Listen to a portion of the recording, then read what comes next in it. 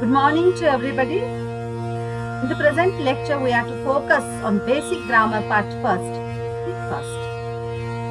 Grammar refers to the way in which words are used, classified and structured together to form coherent written or spoken communication. व्याकरण अशा पद्धतीने मार्ग सुचवते की ज्यानुसार शब्द वापरले जातात, वर्गीकृत केले जातात आणि एकत्रितपणे सुसंगत लिखित किंवा बोलले जाणारे संप्रेषण तयार केले. आता इथे काही मराठी वाक्य दिलेली आहेत and word to word English translation is given. सर्वप्रथम आपण मराठी वाक्य आणि मग त्यानंतर त्याचं होणारं इंग्लिश ट्रान्सलेशन जे शब्दानुसार केलेलं आहे ते बघूया. आता इथे वाक्य आहे मी आंबा खातो. या मीचं ट्रान्सलेशन आय असं होतं. आंबा या शब्दाला अ मँगो असं आपण ट्रान्सलेशन इंग्लिश मध्ये करतो आणि खातोचं ट्रान्सलेशन होतं इट. संयुक्तिकरित्या मी आंबा खातो and word to word English translation I a mango eat. नंतर दुसरं वाक्य इथे बघूया. तो क्रिकेट खेळतो. तो इंग्रजीमध्ये आपण ही असं त्याला म्हणतो. क्रिकेट या शब्दासाठी क्रिकेट असा शब्द आपण इकडे घेतला आहे आणि खेळतोला इंग्रजीमध्ये प्ले म्हणून आपण इथे प्लेच घेतलं आहे. संयुक्तिकरित्या तो क्रिकेट खेळतो ही क्रिकेट प्लेज. मी पुस्तक वाचतो. त्या बीला आपण इंग्रजीमध्ये आय असं म्हणतो. पुस्तकाला इंग्रजीमध्ये अ बुक असं म्हणतो. वाचते ह्याच्यासाठी रीड असा शब्द आहे. संयुक्तिक इंग्रजी वाक्य आय अ बुक रीड असं होतं. नंतर मी पत्र लिहिते. मी साठी आय, पत्रसाठी अ लेटर आणि लिहितेसाठी राईट. संयुक्तिकरित्या मी पत्र लिहितेचे आय अ लेटर राईट अशा प्रकारचं आपण ट्रान्सलेशन केलेलं आहे. ती माझ्याशी गप्पा मारते. ती साठी शी हा शब्द आहे. माझ्याशी विथ मी आणि गप्पा मारते tax.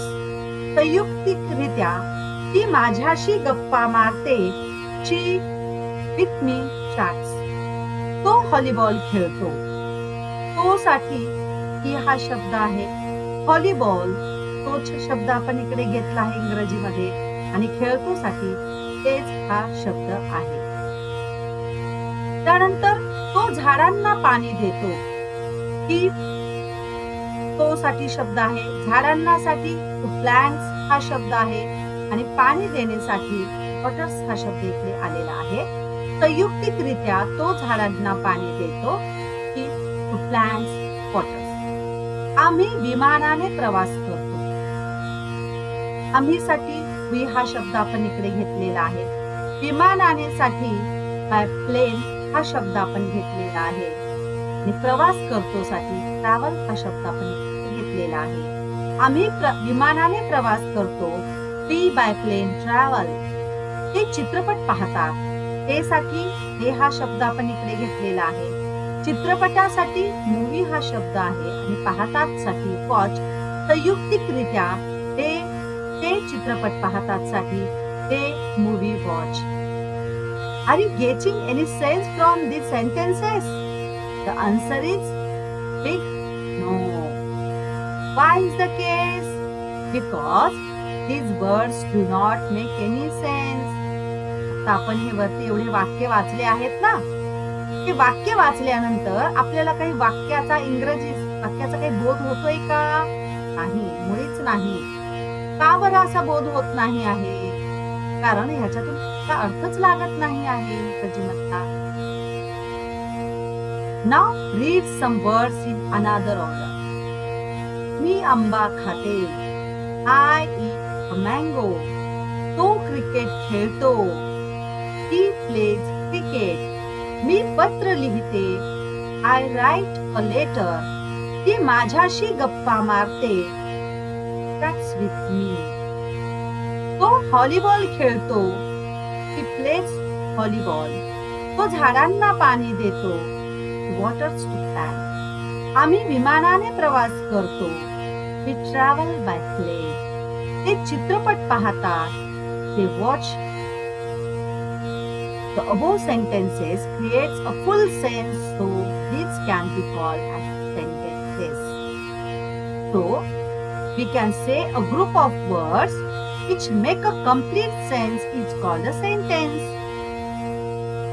Let's see some other examples. Me TV पाहतो किंवा पाहते. I watch television.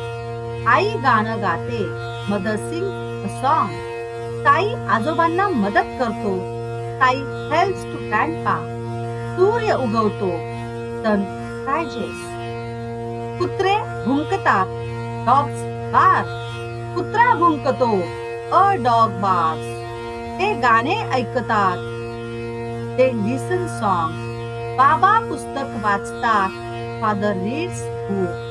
सरिता भाषण देते. Sarita delivers speech. Now see the construction of first sentence, that is, I eat a mango. In the present sentence, I, me, is called as a subject, that is karta. Eat, खाते, it is called verb, that is kriyapad.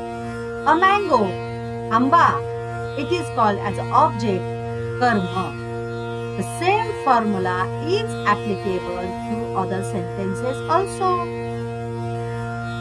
So, we can say, by above discussion, we can say that for forming a sentence, generally, we need a proper sequence of what? Subject, that is karta, verb, that is kriyapad, object, that is karma, with their proper meaning and spelling also.